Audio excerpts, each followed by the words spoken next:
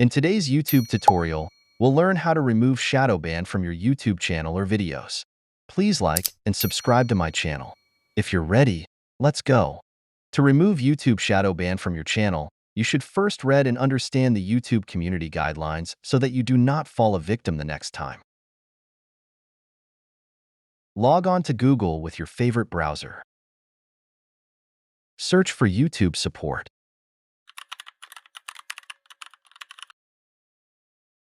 Tap on Creator Support Team.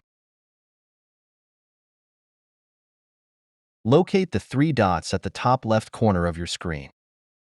Scroll down to find Submit Feedback. Tap on it. Select second option from this pop-up and tap on Next.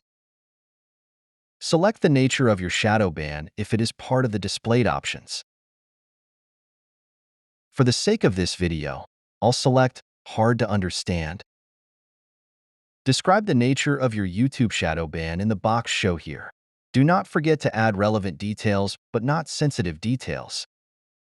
Add a screenshot from your channel, if possible, to give context to your problem. Scroll to the bottom right corner of the page. Check the little box so that YouTube may send you a reply through your email. Tap on Send to finish up the process.